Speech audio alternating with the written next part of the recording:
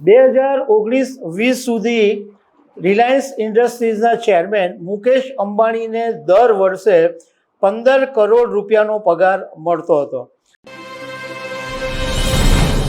Reliance ઇન્ડસ્ટ્રીઝના chairman Mukesh અંબાણીએ 6થા વર્ષે પગાર લીધો નથી, પણ એમની ડિવિડન્ડની આવક જ એટલી મોટી છે કે પગારથી કદાચ એમને ફરક નહીં પડે. જો કે એમણે કોરોના મહામારી વખતે જાહેરાત કરેલી હતી કે જ્યાં સુધી બધું વ્યવસ્થિત નહીં થાય ત્યાં સુધી તેઓ રિલાયન્સ ઇન્ડસ્ટ્રીઝમાંથી સેલરી નહીં લે.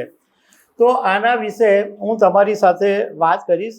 મારું નામ રાજેશ શાહ છે અને તમે જોઈ રહ્યા છો ગુજરાતના સૌથી મોટા ડિજિટલ ન્યૂઝ પ્લેટફોર્મ ખબરછે.com. એશિયાના સૌથી ધનિક અને ઓઇલ ટુ ટેલિકોમ અને રિટેલ ક્ષેત્રની અગ્રણી કંપની રિલાયન્સ ઇન્ડસ્ટ્રીઝના ચેરમેન મુકેશ અંબાણીએ 6થા વર્ષે સેલરી લીધી નથી.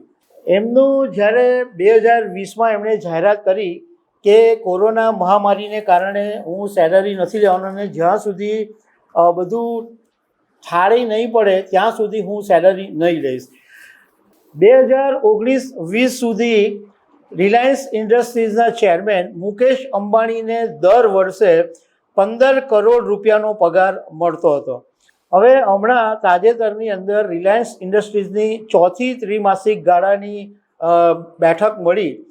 એમાં કંપનીના રિઝલ્ટ જાહેર કરવામાં આવ્યા અને રિલાયન્સ ઇન્ડસ્ટ્રીઝના 2025-26 માટે શેર દીઠ 6 રૂપિયા ડિવિડન્ડની જાહેરાત કરવામાં આવી. એટલે મુકેશ અંબાણીએ પગાર તો નથી લીધો, પરંતુ મુકેશ અંબાણીની પાસે વ્યક્તિગત રીતે 1.61 કરોડ રિલાયન્સ ઇન્ડસ્ટ્રીઝના શેર છે. એટલે 6 રૂપિયાના ડિવિડન્ડ પેટે મુકેશ અંબાણીને 9.66 કરોડ રૂપિયા ડિવિડન્ડની આવક મળે. ઉપરાંત એમના નિયંત્રણ હેઠળની જે પ્રમોટર ગ્રુપ કંપનીઓ છે એમાં 664.5 કરોડ શેર છે. એટલે 50% હોલ્ડિંગ છે એ મુકેશ અંબાણી અને પ્રમોટરની પાસે છે. એટલે એ રીતના જોઈએ તો 6 રૂપિયાના ડિવિડન્ડ લેખે 3,987 કરોડ રૂપિયાનું ડિવિડન્ડ મળે અને મુકેશ અંબાણીને ઇન્ડિવિજ્યુઅલ 9.66 કરોડનું જે ડિવિડન્ડ મળે એટલે ટોટલ એક વર્ષની 3,996 કરોડ રૂપિયાની ડિવિડન્ડની આવક મુકેશ અંબાણીની થઈ ગઈ છે.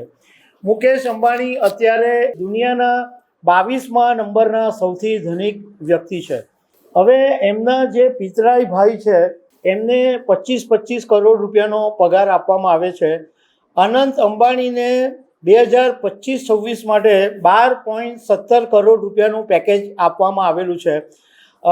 2023ની અંદર ઈશા અંબાણી, આકાશ અંબાણી અને અનંત અંબાણીને પગાર વિના બોર્ડમાં સામેલ કરવામાં આવેલા, પરંતુ 2025-26માં આકાશ અને ઈશાને 5 લાખ રૂપિયા સિટિંગ ફી અને 2.5 કરોડ રૂપિયા પ્રોફિટ કમિશન આપવામાં આવ્યું. આ વખતે જે ચોથા ત્રિમાસિક ગાળાનું રિઝલ્ટ જાહેર કરવામાં આવ્યું એમાં રિલાયન્સનો નફો 13% ઘટ્યો છે. આમ જોવા જઈએ તો મુકેશ અંબાણીને કોઈ ફરક નથી પડતો કે વર્ષે 15 કરોડ રૂપિયા નથી મળતા, પરંતુ વાત એ છે કે એમણે જે કીધેલું એ પાડ્યું છે એ મહત્ત્વનું છે. તો દર્શક મિત્રો, આવી અનેક વાતો સાથે અમે તમને મળતા રહીશું. આભાર.